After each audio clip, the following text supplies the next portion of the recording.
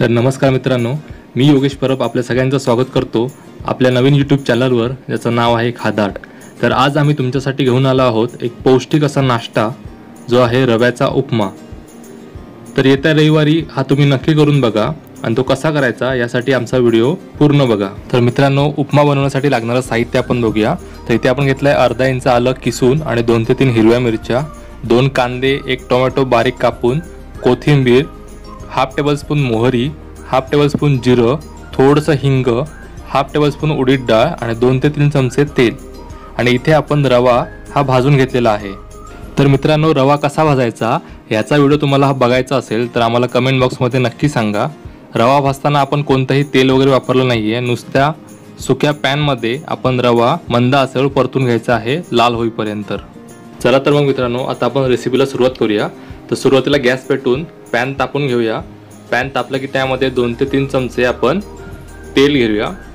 तेल व्यवस्थित तापलं की आता आपण फोडणीची सुरुवात करूया। इथे आपण घेतलं आहे अर्धा चमचा मोहरी, अर्धा चमचा जिरं आणि 1 चमचा उडीद डाळ। उडीद डाळ थोडी जास्तच घ्यायची आहे आपण ते। त्यानंतर थोडंसं चिमूटभर हिंग घेतला आहे। नंतर आपण इथे किसलेलं आलं आणि 2 ते 3 हिरव्या मिरच्या। लक्षात ठेवा, आलं आपण किसूनच घ्यायचं आहे, त्याची पेस्ट नाही घ्यायची। आता फोडणी व्यवस्थित परतून झाली की त्यामध्ये आपण कढीपत्ता आणि कोथिंबीर टाकणार आहोत। कोथिंबीर पण आपण फोडणीतच टाकणार आहोत, त्यामुळे या फोडणीला एक वेगळी चव येते। आता हे व्यवस्थित परतून घ्यायचं आहे। फोडणी बघा व्यवस्थित परतून झाली की त्यामध्ये आपण कांदा टाकणार आहोत। कांदा छान व्यवस्थित परतून घ्यायचा आहे आपण फोडणीमध्ये। आता कांदा लालसर झाला की त्यामध्ये आपण टोमॅटो टाकणार आहोत। इथे आपण 1 टोमॅटो घेतला आहे बारीक कापून। आता हे मिश्रण व्यवस्थित मिक्स करून त्यामध्ये चवीनुसार मीठ आणि 1 चमचा साखर टाकणार आहोत। आता हे मिश्रण व्यवस्थित मिक्स करून आपण झाकण ठेवून साधारण 3 ते 4 मिनिटं कांदा आणि टोमॅटो वाफवून घ्यायचा आहे। आता बघा, टोमॅटो इथे विरघळू लागला आहे। पुन्हा एकदा मिश्रण व्यवस्थित परतून आता आपण पाणी टाकणार आहोत। तर इथे आपण 1 वाटी रव्यासाठी 2 वाटी पाणी घेणार आहोत। तर सुरुवातीला आपण इथे पाणी मिक्स करून घेऊया। तर पाणी मिक्स केल्यानंतर आपण या मिश्रणाची चव बघून घ्यायची आहे, त्याचं मिठाचं प्रमाण व्यवस्थित आहे की नाही ते।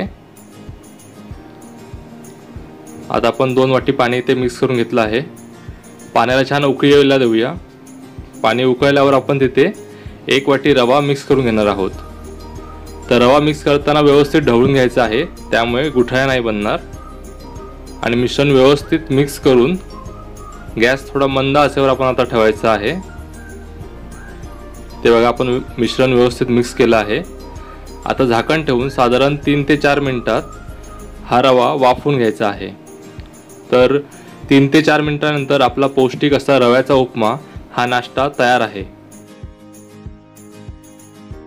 तर मित्रांनो, येत्या रविवारी रव्याचा उपमा हा नाश्ता तुम्ही नक्की करून बघा आणि तो कसा झाला आम्हाला हे कमेंट बॉक्समध्ये नक्की सांगा।